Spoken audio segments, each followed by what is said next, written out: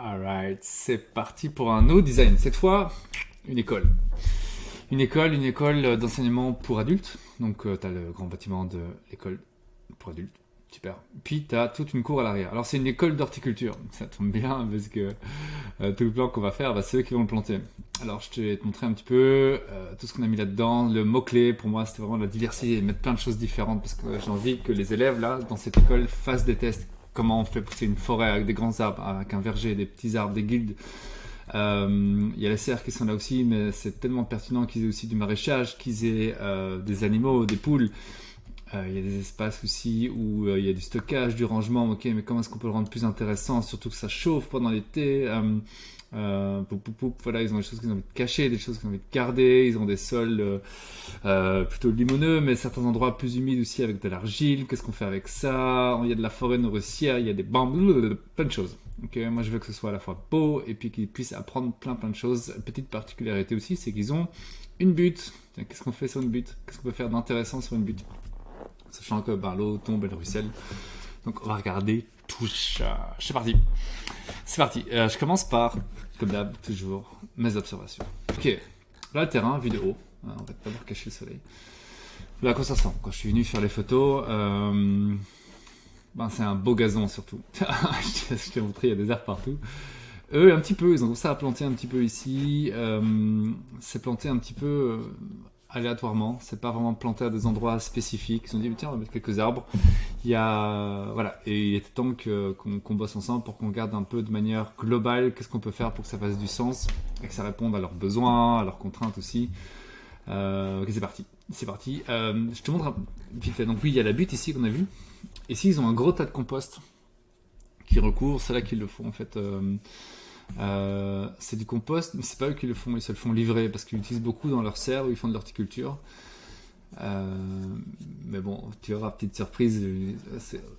Pourquoi pas se le faire livrer? Il y a une partie que tu peux te faire livrer, mais ils ont aussi beaucoup de matière organique dans leur cantine. Donc, pourquoi est-ce qu'ils peuvent pas récupérer une partie de cette matière organique-là, qui est plutôt azotée? Donc, pas idéal pour du compost, mais s'ils peuvent aller chercher des copeaux de bois, c'est quand même assez facile à trouver, et qui mélangent tout ça, ça peut faire un choix de compost aussi. Et je trouve ça pertinent que dans une école d'horticulture, tu apprennes à faire un compost. Ils avaient quelques bacs de compost là. J'ai pas été les voir. J'ai pas été voir, tiens, comment ils les faisaient. Mais voilà, compost, c'est surtout de matière pas trop carbonée non plus, mais éviter de faire des gros tas de matière azotée avec les restes de cuisine. C'est très très important d'aller mettre beaucoup de paille là-dedans, des copeaux de bois. Et de nouveau, moi j'aime bien dire que l'azote, ça sert juste à permettre à la vie du sol de se développer, c'est tout. Et elle va manger le carbone. Donc il lui faut du carbone. Si elle se développe et qu'il n'y a rien à manger, elle s'en va. Et puis t'as vite fait de faire une espèce de compost, mais pas tellement intéressant. Les restes de cuisine, c'est un C sur N en dessous de 25. L'équilibre, il est à 25. Ton compost, c'est idéal qu'il soit à 25 aussi. Je ne rentre pas dans le détail de tout ça. J'ai fait une vidéo sur la fertilité. Si t'intéresse, je vais un peu plus dans le détail du C sur N, ratio carbone-azote. Qu'est-ce qu'ils ont d'autre? Ils ont un cabanon là, en plein milieu du chemin, très très mal mis. Donc ça, c'est sûr que je leur demande de le déplacer très vite parce qu'ils rentrent dans ce conteneur là. Dans ce conteneur, il y a tous leurs outils. Donc régulièrement, ils sortent ici, ils vont là. Et puis parfois, ils vont un peu à droite, parfois ils vont un peu à gauche. Bref, vraiment, ce cabanon est dans le chemin pour accéder à leur conteneur qui est ici derrière. Il est un petit peu loin, idéalement, il aurait été un peu plus proche parce que s'ils sortent des serres pour aller à chercher tous leurs outils dans ce conteneur-là, il est un petit peu loin. Mais bon, ça, on va pas le déplacer, donc ça va rester comme ça. Ça, excellente nouvelle. C'était, à l'époque, existait un cours sur faire du gazon. J'ai beaucoup de choses à dire sur le gazon. Et la meilleure chose que je puisse dire à ce moment-là, c'est que ce cours a été annulé. Et il va être remplacé par autre chose. Probablement une approche sur les fleurs, à voir. Voilà, donc plus de gazon. Donc c'est ça qu'ils faisaient là, c'est qu'ils faisaient leur tuyau, leur tube, pas de tuyau, pas de tube, des rouleaux, merci. Leur rouleau de gazon, voilà, fini. Donc ici, on va faire autre chose. C'est une petite forêt, on va faire un truc sympa. Mais quelque chose de plus intéressant que du gazon, ça c'est sûr. Tu vas remarquer que moi, le gazon, c'est pas une histoire d'amour. C'est pas de la haine non plus, c'est juste que je trouve ça un peu dommage de laisser du gazon, parce que pour moi, un gazon, c'est un écosystème dégradé. C'est un écosystème qui apporte pas grand chose en termes de biodiversité, en termes de nourriture pour le sol, en termes de fertilité, de vie dans le sol. c'est juste c'est garder quelque chose qui est affamé en fait, et puis le maintenir dans cet état-là. Et je trouve ça triste, vraiment triste. Moi, je préfère prendre soin des écosystèmes plutôt que les garder dégradés. Ok, on parle pas de ça ici. On parle, enfin, c'est pas qu'on parle, on peut, mais là, je vais te parler du design un petit peu. Donc, ici, ils ont des aménagements. Ils ont déjà une section maraîchage avec des planches beaucoup trop larges. Beaucoup trop larges, ça veut dire que quand ils sont dans le passe-pied, donc entre les plates-bandes, ben, ils peuvent pas passer au travers, ils peuvent pas l'enjamber parce que c'est beaucoup trop large, ils sont obligés de marcher dessus, c'est pas l'idéal. Donc, ouais, essayer de faire des planches un peu plus étroites. Ici, ils appelaient ça leur aménagement permaculture ici, parce qu'ils mettaient du paillis, et puis ils commençaient à faire des guildes, des mélanges. Donc là, je vais venir et leur donner quelques indications sur comment l'améliorer. C'est un bon début. Un début, c'est bien. C'est bien de commencer avec ça, il y a moyen d'aller un peu plus loin. Et donc ça, je vais les aider un petit peu avec ça, c'est cool. Et puis justement, je vais te montrer aussi à quoi ça ressemblait, et puis moi ce que je propose avec toutes les guildes. Donc tu vas voir comment l'améliorer. Ils ont une section à l'avant aussi, c'est chouette, c'est chouette. Je travaille pas trop sur ces espaces ici à l'avant, mais sur lui, oui. Voilà, tu vois, ils ont commencé à planter, c'est ça que je te disais, il n'y a pas vraiment de lien encore entre tous les éléments qui ont été plantés. Donc, tu sais, mon rôle là avec eux, ça va être de montrer, ok, comment est-ce qu'on peut lier tout ça, faire des aménagements un peu sympas, un peu dans ce style-là. Lui, je le trouve un petit peu large. Ça veut dire que si tu plantais quelque chose ici au milieu, ben, ce serait compliqué d'aller chercher. Donc, moi, j'essaye toujours que tout soit hyper accessible. C'est pour ça que moi, mes guildes font 3 mètres de diamètre. Déjà. Donc, comme ça, c'est 1 mètre et demi. 1 mètre et demi, tu sais, c'est assez facile d'aller cueillir des choses parce que de toute façon, tu mets rien au centre, vraiment, tu as l'arbre au centre. Et puis l'arbre il prend de la place, donc c'est autour que tu cueilles. Et ce qui est sous l'arbre n'est pas directement au milieu, donc à 1 mètre et demi du chemin, mais il est un peu plus proche que ça. Donc ça, c'est quand même assez facile d'aller cueillir. Donc typiquement, un aménagement comme ça, j'aurais vu, je sais pas moi, regarde, on va faire un petit dessin. J'aurais vu un truc peut-être plus comme ça, tu sais, voilà, quelque chose comme ça. Comme ça, avec un arbre ici, un arbre là, et puis c'est facile quand tu es ici d'aller cueillir là, ou d'aller cueillir là, quand tu es là, d'aller cueillir là. Voilà. Ok, cool. C'est bon, c'est bon. Allez, je te montre vite fait les observations. Comment j'ai sur le terrain, qu'est-ce que je vois? Je vois que en jaune, c'est les parties plutôt mi-ombre. En violet, c'est les parties d'ombre. Donc ouais, tout ce qui est ici derrière, c'est à l'ombre. Franchement, même ici, j'aurais pu mettre que c'est à l'ombre aussi parce qu'il y a quand même pas beaucoup de soleil. Il y en a peut-être un petit peu en fin de journée, mais c'est quand même assez faible. Ici, il y a un peu de soleil le matin, mais ce matin, il n'est pas très fort le soleil, donc je dis tout ça, c'est à l'ombre. D'ailleurs, on remarque que dans cette zone-là, il y a beaucoup plus d'humidité aussi. Le sol est un peu différent, mais aussi comme il n'y a pas tant de soleil, ben voilà, plus de fraîcheur, plus d'humidité. Voilà, c'est comme ici c'est une butte, ici sur la pente au nord, je dis quand même que c'est mi-ombre, au niveau du sol en tout cas. Si tu mets des arbres, des arbustes, c'est aucun problème, mais si je plante des herbacées, il faut savoir que c'est des herbacées qui vont être dans la pente, donc qui vont moins profiter du soleil. Voilà. Ici c'est moins important parce que je travaille pas de toute façon, mais voilà, dans les coins il peut y avoir un peu moins de soleil. Au niveau du vent, on a vraiment un vent qui vient de l'ouest. Et j'ai mis l'emphase ici sur le sommet de la butte, parce que sur le sommet de la butte, ben, tu n'as vraiment aucune protection. Parce que ici, au niveau du sol, tu as peut-être encore les bâtiments qui peuvent te protéger, le grillage, tout ça, des arbres qui existent déjà. Mais sur la butte, là, tu es 3 mètres en hauteur, et là, il n'y a plus rien qui te protège. Donc, tu as un peu plus de vent. Ça veut dire que si on met des choses sur la butte, il faut impérativement te protéger un petit peu plus. Ça, c'est pour le vent. Au niveau de l'eau, bon, bah, tout autour de la butte, hein, c'est normal. L'eau, elle tombe, elle ruisselle, et puis tout autour, il y a un petit peu plus d'eau. Donc, il faut le prendre en considération. Qu'est-ce qu'on doit faire dans ces moments-là? Bah, essayer de faire en sorte que l'eau ruisselle pas trop. Comment est-ce qu'on fait en sorte que l'eau ne ruisselle pas trop? Ben, on laisse pousser, et tu tombes jamais sur une butte. Tu t'assures que tu as une prairie fleurie là, qui pousse spontanément, qui va faire 1 mètre à peu près, qui va faire de la racine. Donc, au niveau de la racine, tu vas avoir des tiges, ok, tu as des tiges, mais entre les tiges, tu as d'espace, tu as un sol qui est à nu, mais il n'est pas vraiment nu parce qu'il est protégé par toute la végétation. Ce qui fait que quand il pleut, ben, il y a de la vie là-dedans, ça fait des galeries, l'eau peut s'infiltrer directement. Alors que là, c'est un gazon qui est tellement dense parce qu'il est coupé régulièrement qui fait qu'il n'y a rien qui peut rentrer dedans. Voilà, donc l'eau, elle tombe dessus et puis elle ruisselle. Ce qu'on veut pas. Autre chose qu'on aurait pu faire éventuellement, c'est commencer à mettre des copeaux de bois, mais tu sais, tu as une pente, tu mets des copeaux de bois, s'il pleut, il y a tout qui peut partir. Pareil, c'était un sol à nu, alors là c'est l'horreur, fais jamais ça. Jamais dans une pente un sol à nu. Beaucoup trop d'érosion, tu perdrais tout ton sol. Donc ouais, pour moi la meilleure option c'est de laisser pousser un peu, et puis tu peux aider la vie de ton sol à se développer un peu mieux. Tu peux aller balancer des copeaux de bois, de la paille au milieu de la végétation. Pas trop, tu veux pas la recouvrir, c'est pas ça qu'on veut faire.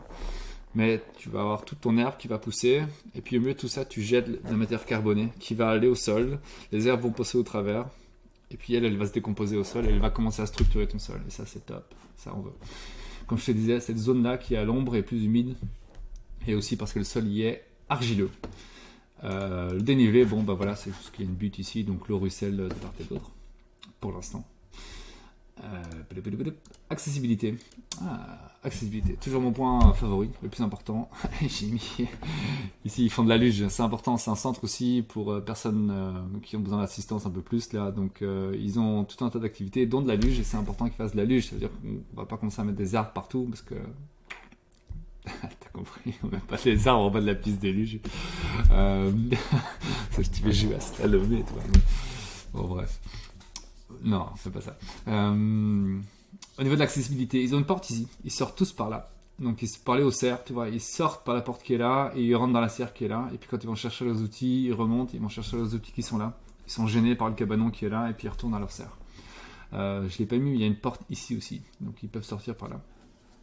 Donc ils vont faire le tour parce qu'ils ont leur planche maraîchère ici, donc ils vont souvent faire le tour. Donc comme ils sont beaucoup là autour, comment est-ce qu'on peut rendre tout cet espace ici plus intéressant finalement, avec le conteneur qui a tous les outils, l'espace entre la serre et le conteneur, et puis ici derrière avec les planches maraîchères, l'espace, je vais pas l'appeler espace en permaculture parce que tout l'espace va être un espace en permaculture, mais on va dire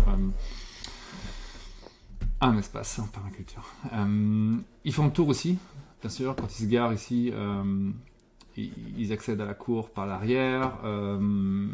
Toutes les personnes qui vont aller à l'école aussi vont passer par ici devant. Donc je trouve ça très intéressant de rendre cette partie-là attirante et accessible. Donc, ça veut dire que les gens qui ne veulent pas aller directement dans l'école, mais peut-être qu'ils veulent aller faire le tour. Est-ce qu'il n'y a pas moyen de rendre ça plus intéressant? Des bancs, des tables de pique-nique, des aménagements avec des fruits, plein de choses à voir et à découvrir. Oui, donc oui, plantons. Au niveau des vues, ouais, c'est ça. Ici, le propriétaire au nord a coupé pas mal d'arbres pour aller mettre un immeuble. Voilà. Donc ça, ils ont envie de le cacher autant que possible. Donc moi, ça me dit, ok, parfait. En plus, c'est au nord du terrain. Vas-y, mets plein de grands arbres ici, partout au nord, pour cacher la vue. Et puis ça peut faire de l'ombre. Et puis avec les grands arbres, on peut améliorer ton écosystème. Si tu mets du tilleul, par exemple, c'est hyper mellifère, j'adore. Tu peux mettre des carriers, des noyers aussi pour les fruits. Ça fait des grands arbres. Un peu plus petit, tu peux aller dans le mycocoulier ou des choses comme ça. Alright. Autre chose, ouais, bah, c'est ça. Ici, tu as une clôture qui donne sur le voisin. Bon, bah, c'est quand même sympa d'avoir un peu d'intimité et pour le voisin et pour les gens de l'école. Donc, c'est évident. En plus, on a du vent qui vient de l'ouest. Bon, ben, tout ça, ça finit en ébrise-vent. Ici, là, tout ce coin-là, il faut bien le protéger. Et la partie nord aussi, on va la protéger finalement, quoi. Toute la partie nord, toute la partie ouest avec arbustes, petits, grands arbres. Autre chose. Ouais, c'est ça. Le tas de compost, bon, c'est pas sexy. Est-ce qu'on peut pas le cacher un petit peu? Et puis surtout en tas de compost, tu veux pas que ce soit au soleil parce que il y a de la vie normalement là-dedans, quoi. Donc faut que ça reste humide autant que possible. Et également le conteneur, il est pas très beau là. Donc on peut pas le pimper un petit peu, le rendre plus beau, plus sexy. Au niveau des contraintes, ouais, il y avait un ancien chemin de gravier ici, donc c'est hyper dense, j'allais dire concassé, mais oui, il y avait des graviers, quoi. Donc on plantera pas grand chose là-dedans, ça poussera pas, c'est hyper compact. Il y a ce cabanon là qu'il faut absolument déplacer. Il y a ah ouais, contrainte aussi, la butte là en fait c'est un remblai, c'est l'école là, elle a brûlé avant, il y a longtemps. Tous les déchets là de l'école brûlés, ils ont fait un tas là, ils ont mis de la terre par-dessus, ça fait une butte. Bon bah alors moi quand je vois ça je me dis non on va pas mettre de comestibles là-dedans. Par contre il y a quand même un truc à faire de sympa avec la butte, mais pas des choses que tu manges parce que c'est une décharge là en dessous, quoi. Donc étant donné que c'est une décharge, on va éviter de mettre des choses que tu manges. Par contre aller remettre de la vie là-dedans pour justement casser toutes les molécules qui peuvent être toxiques, oui absolument. Aussi déneigement, ici il y a le grand parking, tu vois, donc il déneige, il balance toute la neige ici, donc là tu vois les deux points blancs là, c'est deux cerisiers arbustifs SK, c'est les deux seuls qui ont survécu, ils en avaient mis plein ici, et ça non, ça n'a pas du tout survécu parce qu'il y a un gros rejet de neige ici, donc on va pas planter grand chose de ligneux là-dedans. On peut planter des choses qui repoussent spontanément et puis dont la tige meurt à l'hiver et puis qui repoussent l'année après année, quand même en vivace, mais rien de ligneux, rien qui reste qui persiste pendant l'hiver. pas d'arbres, pas d'arbustes. Je vais aller dans le détail de tout ça. Je voulais juste finir un peu avec le sol. Donc, tu vois, on a fait creuser à plusieurs endroits ici. C'est un sol plutôt lumineux, sablonneux. Bon, ben, ça veut dire que pour faire de la racine, les herbes, les arbustes vont être très contents. Ça va probablement manquer de matière organique dans le sol, donc des capacités de rétention de l'eau et des nutriments, des minéraux. Donc il va falloir, comme toujours, aller balancer du paillis de partout, dans tous les sens, très carboné, copeaux de bois, paille, même idéalement des copeaux de bois la première année, puis après les autres années tu peux mettre de la paille. Mais vas-y à fond la caisse, mets-en à 10 cm, 15 cm de copeaux de bois, puis à 20 cm après de paille là. C'est pas mal, vas-y ton paillis quoi. C'est-à-dire oui, tu mettras peut-être des petites plantules là-bas les premières années, mais c'est pas grave. Là, il faut mettre du carbone et puis surtout il faut empêcher après les adventices en dessous de repousser. Mets une couche de carton, vas-y à fond le copeau de bois, le BRF. Et puis tu balances tes vivaces là-dedans. Ok, il y a juste on a aussi fait un petit test du bocal là par ici. Là c'est plutôt argileux, donc il y a de l'eau qui stagne. C'est normal, il n'y a que du gazon, donc le sol est compacté, donc l'eau ne part pas, c'est plat. Et donc ils ont de la boue par ici. Donc il faut absolument revenir structurer ton sol. Toujours la même chose, tu mets de la matière carbonée, la vie revient, tu mets des légumineuses là-dedans les premières années pour venir décompacter ton sol. Ce qui marche bien pour moi, je trouve, c'est la gourgane. C'est très facile à planter, puis ça fait un fruit qui est sympa aussi. Ça fait des grosses fèves. Tu pourrais mettre de la févrole aussi si tu veux. Et voilà, moi ici j'ai de la gourgane, donc je plante de la gourgane dans mes nouveaux aménagements. Tu pourrais mettre des patates aussi, pourquoi pas. Mais peut-être trop humide encore pour ça. Ouais, au niveau des plantes bioindicatrices, ce que je vois là, c'est qu'il y a un manque d'air flagrant. Toutes les plantes qui poussent indiquent un sol qui est compacté. Un manque d'air, donc ça veut dire sol compacté, c'est normal, t'es sur une pelouse. Et ça, pour l'instant, il n'y a rien à faire, faut pas t'en faire. Faut juste mettre, excuse-moi, je fais des blagues, mettre de la matière carbonée. Ça me perturbe. Et puis aussi, il y a ce que je vois aussi avec les plantes qui poussent là, c'est je peux dire ce qui a poussé d'ailleurs, un problème de fossilisation. Fossilisation, ça veut dire quoi? Ça veut dire que la matière naturelle, spontanée, matière organique qui pousse, retombe au sol et se décompose pas. Il y a plein de raisons à ça. Ça peut être parce que il y a un manque d'oxygène, on l'a vu là. Le fait qu'il n'y ait pas beaucoup de vie dans le sol, le fait qu'il y a peut-être trop d'eau aussi, ça fait qu'il n'y a pas d'oxygène. Tout un tas de choses, mais c'est normal pour une pelouse. Une pelouse, il y a toujours des choses comme ça. Et donc, il va falloir remettre de l'air là-dedans. Il va falloir remettre les bonnes conditions pour que la vie du sol se développe et dégrade la matière organique qui s'y pose. Qu'est-ce qu'on avait? On avait du plantain, sol compacté. On avait du pissenlit, sol compacté. On avait du trèfle. On voit ça beaucoup sur des sols compactés aussi. Un autre truc aussi qu'on voyait au niveau des plantes bioindicatrices, il y avait un excès d'eau un peu, c'était pas tant flagrant, donc ça veut dire qu'il n'y a pas partout un excès d'eau. On le voit bien parce que c'est un sol qui est plutôt sablonneux, lumineux, mais il est quand même compacté. Bon. Il y a des bases aussi, donc c'est un sol dans lequel il y a les minéraux de base, bon signe, super. Par contre, ces bases sont pas solubles. Ça veut dire que tu mets une plante là-dedans, elle va rien pouvoir en faire. Il faut absolument que la vie du sol passe par là et puis rendre tous ces minéraux solubles. C'est toujours le secret de la fertilité. C'est pas d'avoir des minéraux, c'est d'avoir la vie du sol. Encore et toujours. Comment on ramène la vie du sol? On lui donne à manger. Et quand on lui donne à manger, tu lui donnes du carbone. Je vais me répéter parce que c'est la base. On a un sol dans lequel aussi il y a matière organique plutôt azotée. C'est normal, c'est une pelouse. Donc tout ce qui tombe au sol, c'est de l'herbe, et l'herbe, c'est plutôt azoté. Et puis peut-être même, je sais pas s'ils mettaient de l'engrais, j'ai pas pensé à demander. Mais une pelouse, ça fait ça. C'est juste que tout ce qui tombe au sol, c'est un truc qui est pas très carboné. Il pourrait y avoir du carbone si on laissait pousser un peu, que ça se transformait en paille, que ça faisait de la racine, mais comme c'est tondu, il n'y a pas de racine, ça fait jamais de la paille. Et c'est juste de l'azote. Alright. Petit topo aussi sur les besoins. Je vais te parler des besoins. C'est une école, donc un gros besoin d'éducation. Il faut que tout soit prétexte à apprendre quelque chose. Et ça va un peu avec ce besoin de diversité. Il faut de la variété. On veut pas juste faire des planches maraîchères sur tout l'espace. On veut faire un petit peu de tout. On veut qu'il y ait un espace maraîchage. On veut qu'il y ait un espace, comme je disais, verger, forêt nourricière. On veut qu'il y ait un espace avec des plus grands arbres moyens, grands arbustes. On va faire de la haie brise-vent. Dans cette haie brise-vent, on va la rendre nourricière et intéressante aussi. On peut mettre du saule. Avec du saule, on peut faire tout un tas de choses. Il y a de la clôture un peu partout. Enfin, bon, sur la clôture, on fait pousser tout un tas de grimpantes. Ok, cool, génial. C'est l'occasion d'aller apprendre sur les vignes un peu plus, sur la taille de la vigne, pourquoi pas. Les kiwis, on peut mettre aussi des grimpantes ornementales. Plein de choses à faire. Donc c'est ça que je voulais.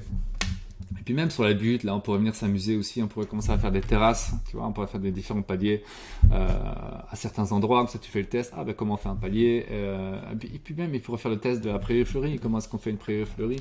Faites le test entre laisse pousser spontanément, plus mets une bâche à un endroit. Par contre, c'est dangereux de mettre une bâche à un endroit en pente parce que dès que tu vas l'enlever, tu auras un sol à nu.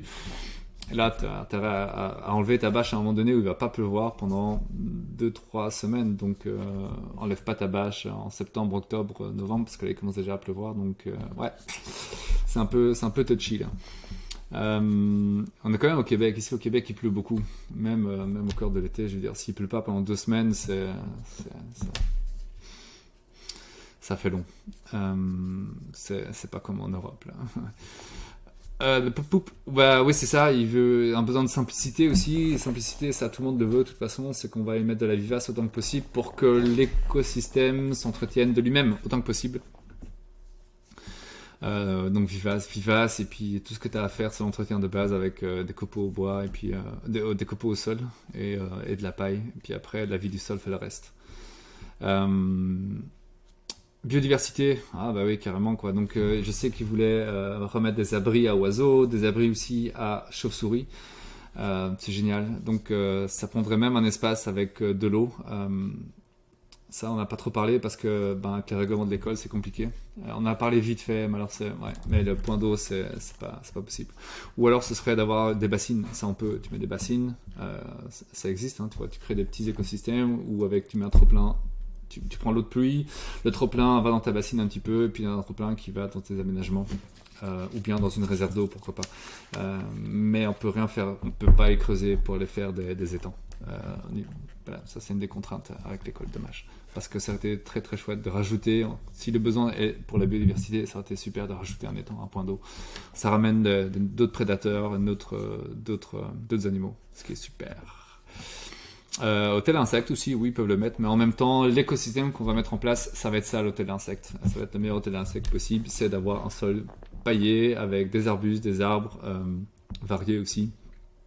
C'est vraiment le best. Et puis dans tes arbres, tu mets des abris pour les rapaces, pourquoi pas. Yes. Allez, c'est parti. On parle du design 3D. Let's do it. Donc, les élèves arrivent à l'école. Je trouve ça important que cette zone-là soit accueillante. C'est pour ça que je mets des pergolas. Je trouve que les pergolas, c'est super pour te donner, pour attirer ton attention. Tu dis, ah, il y a une pergola, il y a quelque chose. Et puis, c'est invitant. T'as envie de passer sous une pergola quand tu la vois, quoi. Tu dis, ah, surtout s'il y a des trucs qui pendent par là et que tu peux manger. Imagine, t'as des raisins là. Donc, bien sûr que tu vas là. Tu vas pas aller dans le bâtiment là. Non. Tu vas rentrer sous la pergola. Donc je mets des pergolas et partout il y avait, tu te rappelles, hein, sur le plan il y avait, je peux remontrer là, il y avait tous ces petits aménagements. Bon voilà, on a essayé de les connecter ensemble pour que ça fasse un peu plus de sens. Ils sont tous connectés, donc là voilà, j'en ai fait des aménagements avec des arbres fruitiers, un petit peu de tout. C'est le coin plutôt hâtif. J'aime bien mettre les prunus hâtifs, ils sont presque tous, abricoter un petit peu. On fait le test, on est quand même au sud du Québec, donc il fait assez chaud. C'est pas l'endroit le plus protégé. J'aurais voulu les mettre là d'abord dans un premier temps, mais là il y a déjà un cerisier qui a été planté, donc ça va être la partie cerisier là-bas. Et ici, tant pis, on va mettre la partie abricotier. Lui, il n'est pas hyper bien protégé, mais tant pis. Ces deux-là sont un peu mieux protégés. En sachant que le vent vient quand même à l'opposé, là. Normalement, c'est une zone qui est pas trop mal, mais bon, t'as quand même la route, donc c'est pas le best. Mais voilà, avec les aménagements, les clôtures qui est là, les arbustes qui sont déjà là, ça va peut-être faire l'affaire. Donc on va voir, mais voilà, dans les prunus plus hâtifs, on a l'abricotier et les chums. Je les mets à peu près ensemble, mais jamais ils se touchent, hein. Toujours la même chose, hein. On a un prunus et puis on a un malus avec le famille qui est juste là. C'est pas la même famille, donc ils se partagent pas les maladies, c'est parfait. Toujours plantés à 5 mètres les uns des autres, à peu près. Donc à quoi ça ressemble? Ça ressemble à des beaux petits aménagements comme ça. Tu peux te promener, des bancs pour la lecture, pour te poser, juste profiter d'un bel écosystème. On crée de l'intimité aussi, on voit un peu moins la rue parce qu'on a mis des arbres fruitiers, on a mis des arbustes. Et ici, ça peut être bien plus dense que ça encore avec des cassis, gadelles. Là où il y a un peu d'espace, vas-y, mets des tables à pique-nique. Pour les élèves, ça va être super. Et puis voilà, c'est un aménagement qui existait déjà, donc je le connecte au reste. Ici de l'autre côté, il y a une église, mais il y a un grand terrain vague qui n'est pas utilisé. Il manquait un peu d'espace ici sur le terrain de l'école, donc ce serait à voir. Dans un cas comme celui-là, si on plantait vraiment sur la limite du terrain. Normalement, il y a un règlement qui dit que tu ne peux pas planter d'arbres à moins de 2 mètres de la clôture du voisin. Après, chaque ville, chaque municipalité a son règlement aussi, donc ce serait quand même à aller vérifier ça. Mais eux, dans leur cas, ce qu'ils peuvent faire, c'est aller poser la question. Salut voisin, est-ce que tu serais d'accord qu'on plante nos arbres plus proches de la limite pour qu'ils aient un chemin ici, quoi. Sinon ils ne pourraient pas passer. Et en même temps, ça va améliorer leur écosystème ici à eux, ils auront moins de pontes à faire et puis ce sera plus sympa d'avoir des arbres fruitiers. En tout cas, c'est mon avis. Mais en tout cas, ils ont un argument de vente là pour s'organiser avec le voisin. Et puis ils peuvent même dire, et ben voilà, en échange, si vous voulez, vous venez cueillir les pommes, les poires, les chums qui sont sur le terrain, ça nous fera plaisir. Et comme ça, on intègre la communauté. Ça, c'est vrai que c'est un truc que j'ai pas dit encore, mais c'est pas juste une école. Oui, c'est une école. Mais les aménagements, ils aimeraient qu'ils soient ouverts au public. Donc même que pendant l'été, il y ait des citoyens qui viennent s'en occuper un peu comme un potager collectif. Donc c'est super, ça veut dire que les élèves, ils apprennent, ils l'entretiennent à l'année longue, et pendant les vacances, où il y a un peu moins d'élèves, il y a les citoyens qui peuvent s'en occuper, faire la cueillette aussi, donc c'est super, c'est un bel échange, je trouve. Ok, on continue. Bon voilà, ici c'est une zone un peu humide, un peu plus argileuse, donc les arbres, on n'évite pas dans un premier temps. Ça, je leur disais, attends un peu avant de planter ceux-là. Ils vont manquer de soleil. Par contre, ce que tu peux déjà faire, c'est créer tes aménagements. Mets du carbone au sol, mets déjà des plantes et vois comment ton sol évolue. Et peut-être que dans 3 ans, si tu vois qu'il n'y a plus d'eau ici, qu'elle est bien drainée, il y en aura peut-être sûrement encore sur les sentiers. Par contre, là, dans les aménagements, ça devrait déjà bien drainer. Et puis, si ton sol est bien drainé, vas-y, tu pourrais rajouter des arbres fruitiers si tu as envie. Sinon, tu peux mettre des arbustes aussi qui résistent un peu mieux au sol humide. Tu peux aller mettre de l'aune, tu peux aller mettre du saule, par exemple. J'aurais même pas peur non plus d'aller mettre j'ai oublié du noisetier et du sureau. Voilà, sureau qui sont vraiment des arbres de bordure de forêt où il fait un peu plus frais, plus humide. Ok, ça c'est pour cette partie-là. Donc tu vois, une grosse variété. Qu'est-ce qu'on avait encore? On avait pommes, poires, abricots, chum. Chum qui va produire vers août, si je me rappelle bien, juillet-août. Et abricotier un peu plus tôt, là, c'est ça, vers juillet. Là. Alright. Et puis par contre, c'est ça, les pommes, poires, ça produit pas en juillet. Par contre, ça peut commencer à produire fin août. Donc tu prends certains cultivars qui sont très hâtifs et tu plantes ça à cet endroit-là, histoire que ça, tu sais que c'est ta zone de vacances, fin de vacances. Donc juillet-août, typiquement.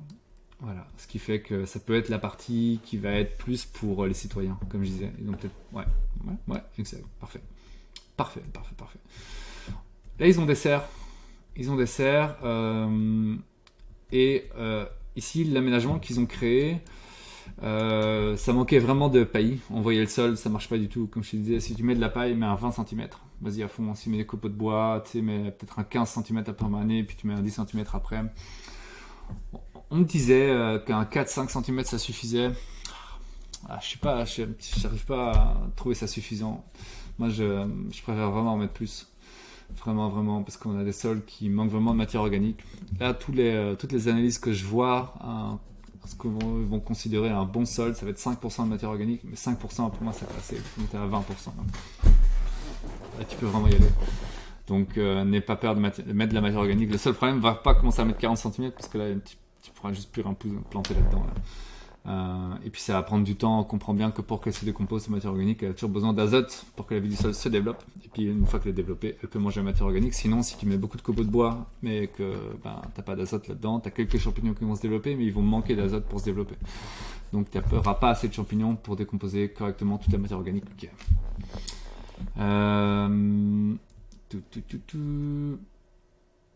Ouais, c'est ça. Donc couvrez. Ils avaient aussi planté assez densément. Je peux peut-être te montrer une vidéo là. Ça c'est la butte, tu vois un peu à quoi ça ressemble, tu vois, elle est pas hyper haute, elle fait 3 mètres. À quoi ça ressemblait les sols, à quoi ça ressemblait. Ah voilà, bah voilà, on le voit bien, tu vois, il y a un peu de paille, des pas japonais, c'est cool, pourquoi pas. Je trouve ça sympa toujours pour accéder à tes aménagements sans devoir tout piétiner. Mais peut-être que ce que j'aurais fait alors, c'est que j'aurais rapproché un peu plus du grillage et j'aurais juste créé des guildes un peu plus larges à certains endroits avec un arbre au milieu. Mais là, je pense qu'il va y avoir 1,5 m jusqu'au grillage qui est un peu trop parce que c'est vrai que c'est difficilement accessible. Par contre, voilà, pas du tout assez couvert. Un truc que j'aime bien, par contre, c'est, tu vois, leur bordure, on voit peut-être pas très bien, mais ils creusent à la pelle. Dans mes designs, je mets toujours une bordure visible qui est soit de la brique, ou tu peux mettre des rondins de bois, ou tu peux mettre de la pierre, tout un tas de choses. Mais si t'as rien, simplement tu creuses, tu fais un fossé, et ça fait quand même une espèce d'arrondi propre. Et puis après, tu vois bien la délimitation entre l'herbe et les aménagements. Parce que si tu fais rien, tu mets juste des copeaux de bois, bah t'as une petite section là où il va manquer de copeaux de bois parce que tu es un gros tas, mais à un moment donné il va redescendre. Et donc là tu vas avoir des herbes qui vont passer au travers. Donc ça, voilà, pour éviter d'avoir ça, tu creuses, c'est hyper simple. T'as besoin de rien du tout, à part une fois tous les ans là tu refais ton fossé. Et encore, t'es pas obligé. Mais bref, pailler beaucoup plus que ça. Autre chose qu'ils avaient aussi, est-ce qu'on va le voir, Ouais, c'est ça, là il y a des argousiers. Ils sont plantés un peu proches les uns des autres, et puis je trouve pas ça tellement pertinent d'avoir des argousiers là, parce que ça va drageonner, ça a des épines. C'est un endroit où il y a beaucoup de passages, donc ça typiquement on balance dans la haie brise-vent. On s'était dit qu'on voulait une haie brise-vent ici, là, à l'arrière, là, tu vois, parce que le vent il vient de l'ouest. Donc tout ça on veut le protéger à fond. Donc balance tes argousiers ici. Tu les mets pas tous l'un à côté de l'autre, mais l'argousier c'est un fixateur d'azote, donc c'est super. Un fixateur d'azote, ça pourrait être du chalet, ça pourrait être un caragagné aussi qui fixe l'azote. De l'aune, ça fixe l'azote. J'aime bien mettre un saule aussi en plus, parce que le saule il y a l'hormone de croissance. Et puis au milieu de ces deux là, entre le saule et le fixateur d'azote, tu mets un comestible, un mélange typique. Du sureau aussi tu pourrais mettre. Voilà. Donc ici je l'ai pimpé un peu cet espace, mais j'ai mis des arbres nains parce qu'on manquait un petit peu d'espace. Mais voilà, au moins les trois grands ici, ça nous fait 3 cerisiers. Bim. Avec moi je mettais des pommiers, mais bon voilà, il y a 2 nains ici. Tu vois, les 2 pommiers ici c'est des nains, et là c'est un pommier semi-nain. Mais les cerisiers sont 3 semi-nains, ça pousse quand même bien au Québec, des bonnes cerises sucrées. Ouais. En semi-nain. Ensuite, voilà, leurs planches, comme je disais, elles étaient vraiment trop larges à mon goût. Donc, idéalement, faites-les de 80 cm à 1 mètre max. Pas en dessous de 80 cm parce que c'est quand même sympa d'avoir une certaine largeur pour permettre d'avoir des plans variés, donc de créer différents microclimats, des mini-écosystèmes différents avec des plantes compagnes et tout ça. Pour l'instant, leur planche elle est jusqu'au bout. Non, moi j'aime bien utiliser les bordures toujours. Donc les bordures, garde-toi en 30 cm pour aller mettre de la vigne. Alors là c'est du plein soleil, donc balance la vigne. Et en dessous tu mets des herbacées sympas aussi. Mais pas grand chose quoi. Mais un petit 30 cm que tu densifies. C'est bon pour cette partie-là. Là ils avaient 3 poiriers plantés beaucoup trop proches les uns des autres. Donc en orange là, ça c'est le diamètre de l'arbre quand il sera adulte. Donc tu vois qu'il se rentre dedans un petit peu. Donc voilà, ils étaient plantés je pense à 3 mètres et demi, quelque chose comme ça. Ton arbre va faire 4 mètres de diamètre probablement. Donc 4 mètres ce serait comme le minimum et encore ils risquent de se toucher. Donc 4 mètres et demi ce serait le minimum. 5 mètres c'est idéal. Donc voilà, quand vous plantez des arbres fruitiers séminins, là, c'est un espace de 5 mètres entre les arbres. Et puis, évite d'avoir 3 arbres de la même famille parce que si lui chope une maladie, collés comme ils sont en plus, c'est sûr que la maladie ou les insectes vont aller dans les ravageurs. Je veux dire, les insectes, on les aime, mais ravageurs, quand c'est juste qu'il y a un déséquilibre. Voilà, ne touche pas. Mais pas côte à côte des arbres de la même famille. Mais voilà, maintenant, c'est comme ça, c'est là. Et il y avait un aménagement ici, un aménagement là. Et moi, je dis non, connectez-les, faites des petites alcôves, ça fait de l'intimité, ça peut venir te poser ici, t'es un petit peu caché, ça peut être très très chouette. Et voilà, si tu veux aussi venir étudier, faire un atelier de groupe, tu peux parler un peu, tu ne sens pas que tu es au milieu du jeu de qui. Et puis voilà, tu as plusieurs petites alcôves comme ça. Et là, ils ont planté de l'érable, donc ça va faire des grands arbres. C'est parfait, c'est le bon endroit. Plantez tous vos grands arbres par ici. Ici, il y avait la section du gazon, qui n'existe plus maintenant. Bonne nouvelle. Bon, bah, mettez des grands arbres parce que c'est au nord de la serre. Donc, c'est pas trop gênant. Je fais pas des trop grands arbres non plus. Je vais pas chercher du carrier qui va monter à 20 mètres et plus. Parce que bon, ça, il va quand même se coucher par là. Donc je veux pas avoir des trop gros arbres non plus. Mais j'ai quand même mis un tilleul. Le tilleul, on dit qu'il peut pousser, mais ici au Québec, je le vois pas pousser très haut. Je le vois pousser à 15 mètres à peu près. Peut-être qu'il y en a des plus grands. Moi, j'avais un tilleul dans ma cour, dans mon jardin à l'époque. Un tilleul qui devait avoir 20 ou 30 ans. Et il faisait pas plus de 15 mètres. 15 mètres. Voilà, donc qu'est-ce que je mettais d'autre que du tilleul? Je mettais aussi... ouais, de l'érable, mais finalement n'importe quoi qui fait 15 mètres. Tu pourrais mettre un mycocoulé, un noceutier de Byzance. Ici, ou un peu plus petit, le mûrier rouge, il va faire 12 mètres. C'est chouette aussi.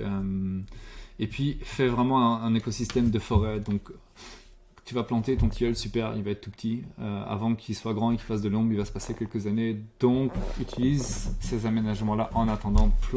Plante et densifie, mets déjà tout un tas de noisetiers, de sureaux, des plantes comme ça. Tu peux même faire des tests comme tu as plusieurs parcelles. C'est une école, je veux qu'on fasse des tests. Donc, fais un côté où tu mets plein d'arbustes. Et puis tu fais un espace où tu vas semer, par exemple, tu vas semer une prairie, quelque chose comme ça. Et puis après, l'arbre va pousser au milieu de tout ça. Tu sais que les arbres, comment ça se crée une forêt, c'est que tu as des graminées, enfin d'abord des annuels, puis viennent des vivaces. Et dont les ronces. Les ronces, c'est vraiment une plante pionnière. C'est elle qui commence à faire la forêt. Donc tu as des annuels, tes graminées, tout ça.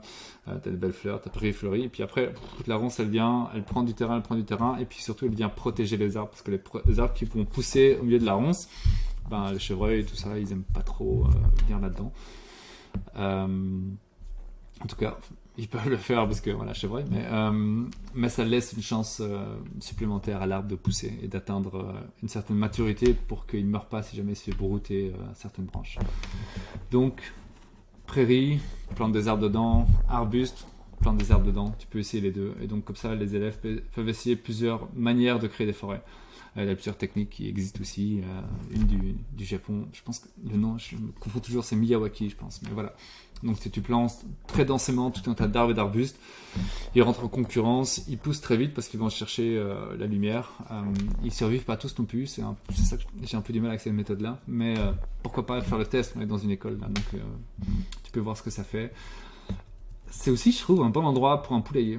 Ici, parce qu'on est quand même fort à l'ombre, grâce à la serre. Et le seul problème que je vois avec les poules, c'est les planches de maraîchage ici. Donc ça vaudrait peut-être la peine de mettre une clôture là. Poum. Comme ça, les poules n'accèdent pas aux planches maraîchères. Mais après, tout le reste, tu vas créer de la forêt là. Donc lâche tes poules, qu'elles soient heureuses là. Elles vont vraiment être bien. Elles vont limiter justement le développement des ravageurs. Enfin, moi j'adore les poules. Et puis c'est un endroit où il y a du passage. Comme je te disais, les élèves sortent des serres et vont au conteneur. Donc ils passent ici tout le temps. Donc si tu as le poulailler qui est là, s'il y a des œufs à aller chercher, ils peuvent y aller facilement. S'il y a du compost à les jeter, ils vont le jeter ici avec les poules. Donc ça veut dire qu'en plus du poulailler, c'est un bon endroit pour faire un tas de compost. Le compost avec les matières organiques qui viennent de l'école. Yes. Les poules vont faire le tri, elles vont te manger tout ça, elles vont te faire un compost de qualité. Tout le paillis que tu utilises pour tes poules aussi dans le poulailler, là, tu peux le remettre dans le compost. Tu mélanges d'un petit coup, les poules font le reste. Et tu as un super compost de grande qualité, hyper vivant. C'est ça, pour moi, un compost, ça doit être vivant. Mais pour que ce soit vivant, il faut qu'il y ait encore de la matière carbonée dedans. S'il n'y a plus rien et que tu as juste une poudre de cacao, tu n'as plus de vie non plus. Et tu as juste des minéraux qui sont à peu près solubles par la vie du sol. Mais ouais, il y a le lessivage aussi. Il pleut une fois dessus, puis après, ça fout le camp, quoi.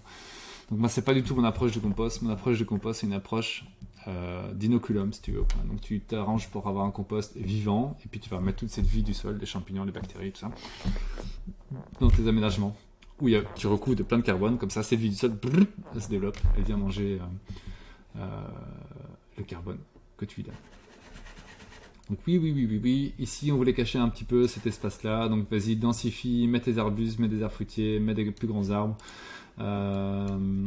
Voilà, faut pas aller chercher du trop grand, 15 mètres max. Donc tu regardes dans mes listes d'arbres à 15 mètres et puis après tu choisis là-dedans. Ouais, parce que mes clients, je leur donne une liste d'arbres qui vont bien là, pour la perma. Voilà, le container très moche. Bon, bah, comment est-ce qu'on peut le rendre moins moche? Mettre de la grimpante dessus. Mais une protection, mais un abri. Ici, en plus, il n'y avait pas tellement d'endroits à l'ombre. C'est assez typique des cours d'école. Ça m'attriste un peu, les pauvres élèves. Ils ont nulle part où aller se cacher quand il y a trop de soleil, quoi. J'aime bien le soleil, mais en plein cagnard, je trouve ça chouette aussi de pouvoir manger tranquillou pépère à l'ombre. Donc, c'est pour ça qu'il y a des grands arbres là, pour qu'il y ait de l'ombre à terme, dans quelques années. Mais un jour, oui. Et en attendant, mais une structure, ben, c'est super pour les grimpantes. Balance de la vigne, peut-être plus du kiwi ici parce qu'on va être à l'ombre dans quelques années. Donc ça pourrait être ta section kiwi. Et sur les autres clôtures là qu'on avait vu avant qui étaient en plein soleil, par exemple ici, dans cette zone-là, ici là, pas mal de soleil. Donc vas-y, ici full soleil aussi. Mets de la vigne.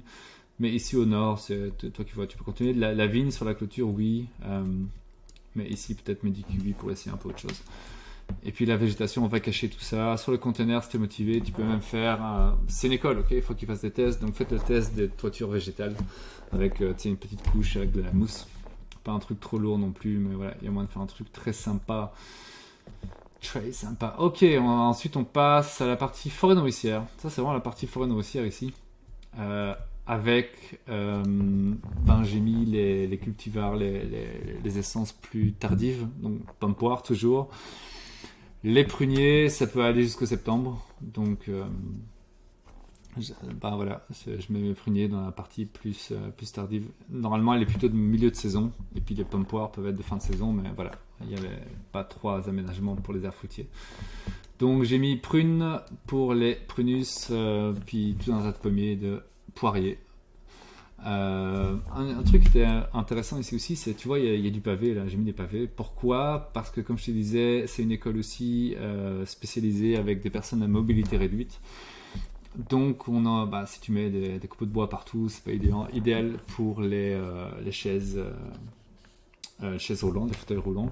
Donc il y aura une petite section où ils pourront se promener aussi, et comme l'aspect panneau d'interprétation, donc avec des explications sur qu'est-ce qu'on fait, pourquoi on le fait là, ça peut être le petit circuit ici où il y a à la fois des informations, tu peux lire, comprendre, mais pourquoi pas aussi un sentier pour stimulation des sens. Donc on peut mettre tout un tas de fleurs qui sont très odorantes, des choses que tu peux toucher avec différentes textures.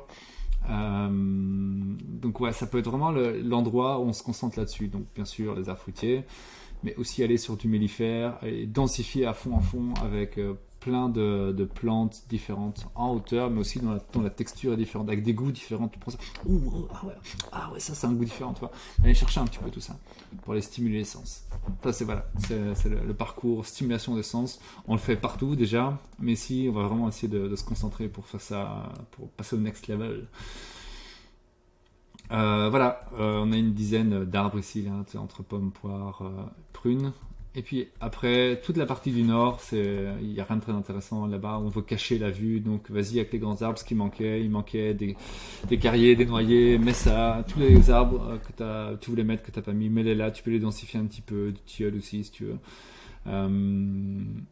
Et voilà. Et puis toujours, moi j'aime bien faire des parcours, je veux que ce soit beau, je veux que quand tu te promènes là-dedans, tu dis regarde, il y a un sentier par là, on va aller voir, c'est trop beau. Regarde, là en même temps, il y a un truc aussi, il y a une pergola, qu'est-ce qui se passe ici, je vais aller voir. Non. Donc tu passes ton temps à te promener en fait là-dedans. T'as des petits mûriers pleureurs là, qui sont déjà plantés, donc voilà, c'est comment on fait des aménagements avec ça. Ouais. Puis hop, t'as les accès qui t'amènent sur le sommet de la butte, on peut parler de la butte un petit peu. Moi j'irais à fond sur une prairie fleurie. Alors la classe là, faut savoir qu'il y a du vent, donc c'est peut-être pas l'idéal, mais la vue est tellement belle, on se dit on va quand même le faire, on veut de la beauté, c'est chouette, on veut rendre le sommet de la butte intéressant aussi, parce que pour l'instant toutes les choses intéressantes sont de ce côté-là de l'école ici.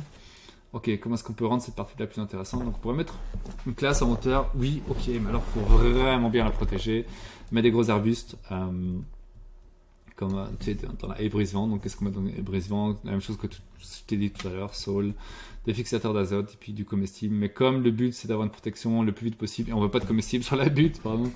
Donc ici on met pas de comestible, mais j'irai sur du sol uniquement. Je m'embêterai pas parce que le sol ça pousse en 3 ans, il a sa taille adulte, il fait son 5-6 mètres là.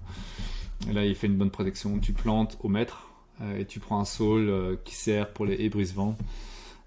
Si tu tapes sur Google, mettons Sol Québec par exemple, tu vas arriver sur un site qui te présente différents types de sols. Tu peux les acheter par grosse palette de 100 là. Et il y a des sols spéciaux pour la vannerie, du sol pour les haies qui est un peu plus large, donc c'est parfait. Et puis celui qui sert pour les haies, il sert aussi très bien pour la vannerie, donc c'est parfait. Je te dis pas le nom parce qu'il me revient pas là comme ça, mais bref. Bah oui, c'est ça. Il y a un parking ici avec une clôture. Bon, bah, si on veut rendre cet endroit plus intéressant, fais un trou dans la clôture, mets une petite arche, une pergola, des escaliers. C'est super invitant d'avoir ça en plus. C'est l'occasion pour les étudiants aussi de faire un peu de paysagement là. Mettez des escaliers, faites du terrassement ici. Bon, là, je le montre pas dans ma 3D, mais on pourrait tout à fait faire une petite terrasse avec. Tiens, je peux te montrer. Non, je ne montre pas une photo. Mais bref, du plat avec une petite pente. On le fait. Quand on fait les terrasses, on ne les met jamais à 90 degrés, 90 degrés là. Ouais, je suis belge.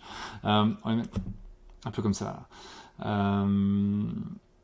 Pourquoi? C'est juste une question de pression. Ça veut dire que s'il y a beaucoup de pression, ça risquerait de pencher un peu comme ça. Donc penche-le un petit peu comme ça, et puis ça fait contrepoids un peu plus, et puis ça tient mieux. C'est meilleur pour tes murs de soutènement là. Voilà. Et puis après plat, et puis encore tu penches là. En fonction de ta pente aussi, quoi. Tu peux pas non plus faire un plat très large parce que, bah voilà. C'est pas une pente très douce non plus, il est comme c'est assez abrupt là. Dernière chose intéressante qu'on peut faire aussi, surtout dans la zone où il y a une prairie fleurie, ça va être, et puis qu'on met plein d'arbustes, ça va être de mettre des ruches. Vas-y, mets les ruches comme ça. C'est un endroit où il n'y a pas tant de passage pour l'instant, mais on rend aussi cet endroit intéressant en mettant de la ruche. Donc c'est chouette. Et ceux qui veulent pas passer derrière, près de la ruche, bah, ils ont un accès. Tu vois, ils peuvent faire le tour de la butte ici. Super, super, super, super. Puis après, ils peuvent monter par là. C'est beau, t'as vu ça? C'est beau. C'est le sud, là. Hop, ils ont cours, ils redescendent ici, ils redescendent par là comme ils veulent. Ils peuvent aller sur la table de pique-nique, profiter de la belle vue, sans avoir besoin d'aller près des ruches. Mais voilà, au besoin, on peut aller sur les ruches. Et puis, avoir des ruches aussi, c'est un bon prétexte pour expliquer aux directions des écoles que c'est intéressant de laisser pousser la pelouse et laisser toutes les fleurs spontanées pousser. Au début, tu n'auras peut-être pas grand-chose. Donne-lui 2-3 ans dans lequel tu balances de la paille ou tu balances des copeaux de bois quand c'est déjà assez grand. Et là, très vite, tu vas voir que tes pissenlits vont disparaître parce que ton sol va se décompacter et tu as d'autres choses qui vont pousser là-dedans. Et tu commenceras à avoir une prairie très intéressante. Donc oui. Mettez des ruches et surtout arrêtez de tondre parce que ça fait du bruit, ça pue, ça maintient ton écosystème dans un état dégradé. Pas beaucoup de sens. C'est juste une conception d'esprit comme quoi c'est beau d'avoir quelque chose de coupé. Peut-être que tu peux changer cette conception-là vu que c'est une croyance et que toutes les croyances on peut les changer. C'est pas beau ça? C'est ça mon mot de la fin, tu crois? Voilà, je pense que j'ai fait le tour. Oui, qu'est-ce que je peux dire de plus? C'est ça, ici, c'est clairement, tu mets une haie ici qui monte à 4, 5, 6 mètres de haut. Tu plantes au mètre, bam. Comme ici, on est à l'ombre, je te dirais pas de rajouter aussi des plus petits arbustes, parce que c'est ici qui serait intéressant, côté sud, de mettre des petits arbustes. Mais là, c'est du côté du voisin, donc ça va être un peu... Ouais, ça va être chiant de les cueillir. Partout, t'as une clôture, vas-y, balance. On s'est posé la question, est-ce qu'on mettrait une vigne vierge? C'est sympa si t'as rien d'autre à mettre, mais parce qu'elle pousse vite, elle pousse vraiment vite la vigne vierge, mais le problème aussi c'est qu'elle va commencer à pousser aussi dans tes aménagements. Donc comme eux, ce qu'ils voulaient, c'est de la simplicité, pas commencer à avoir de l'entretien supplémentaire. Je te dirais non, mais pas de la vigne vierge. Elle est quand même hyper mellifère, c'est vraiment chouette pour la biodiversité, mais oui, si tu peux la contrôler un petit peu. Si tu vas pas la contrôler, mais peut-être pas une vigne vierge, mais Mais il y a une autre vigne alors qui va faire des fruits. Et peut-être que tu viendras les manger, peut-être pas. Comme ici, à un terme aussi, il y a des grands arbres qui vont pousser. C'est peut-être plus sympa de mettre du kiwi qui supporte très peu de luminosité, le Colemicta par exemple. Et voilà, et donc ici, toute la partie nord, c'est espace forestier. Donc tu peux mettre un couvert forestier à base de graminées, voir un petit peu ce que tu peux trouver comme semences. Et puis vas-y avec tous les arbustes. Là, tu peux y aller des plus grands, des noisetiers, du sureau, de la mélanchier. Tu peux mettre des plus petits cassis gadal, ça pousse très très bien à la mi-ombre. Et voilà, voilà. Voilà, là on a bien densifié, on a fait plein de choses différentes. C'était vraiment l'objectif, d'avoir plein de choses différentes et variées pour que les élèves puissent pratiquer en fait et avoir de l'expérience, essayer des choses comme on disait, le verger, les poules, le compost, le maraîchage, la forêt, la pente, faire du terrassement et tout ça et tout ça et tout ça. Les grimpantes, voilà, plein de choses à faire et ça pour une école je trouve ça magnifique. En plus c'est une école qui est ouverte aux citoyens, donc les citoyens vont apprendre, les élèves vont apprendre et ce genre d'école là va devenir absolument la référence partout. C'est une évidence que c'est vers ça qu'on s'en vient de plus en plus et donc ça leur donne une très très bonne visibilité parce que probablement que on va en parler de cette école. Dès qu'ils vont commencer à planter tout ça là, ça fera une école pas comme les autres et puis ouais, ça va faire venir le journal, ça va faire venir les médias et puis ça va leur donner une bonne visibilité et puis ils vont peut-être avoir de plus grandes classes. Donc bravo faire cette évolution vers plus de permaculture, plus d'aggradation, d'amélioration des écosystèmes. Voilà, c'est pas mal. Donc de nouveau, moi je bosse avec tout le monde, je bosse autant des écoles que des terres agricoles, beaucoup aussi, que des villes. On le fait beaucoup. Ma mission, moi, c'est vraiment ça, c'est que toutes les écoles du Québec, que toutes les villes, les municipalités du Québec, pour commencer, et un aménagement comestible comme ça, accessible à tous, pour mettre en contact, surtout dans les écoles, je trouve ça tellement important que les élèves, que les enfants aient accès déjà à de la nourriture saine, locale et de saison, gratuite, et qu'en plus ils comprennent comment ça marche et puis qu'ils prennent responsabilité des aménagements, qu'ils les fassent pousser, qu'ils voient revenir toute la biodiversité, les oiseaux, les insectes, et dans le sol et en l'air et sur la surface. Pour moi c'est tellement précieux. En plus pour les écoles en ce moment on le fait gratuitement, donc si tu es dans une école et que tu veux un aménagement comme ça, fais-moi signe et on te fait le design, on te fait la plantation, plus l'entretien gratos, parce que c'est notre vision et c'est ça qu'on veut faire avec CPN, conception permanentielle.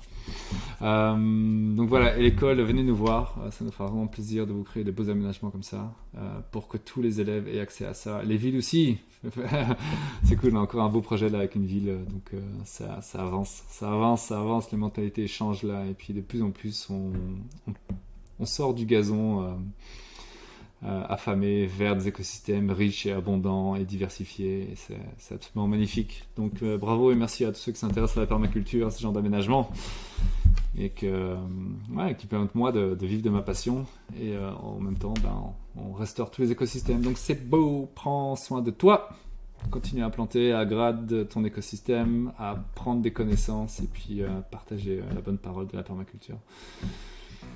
Ouais, prends soin de toi, des bisous, ciao.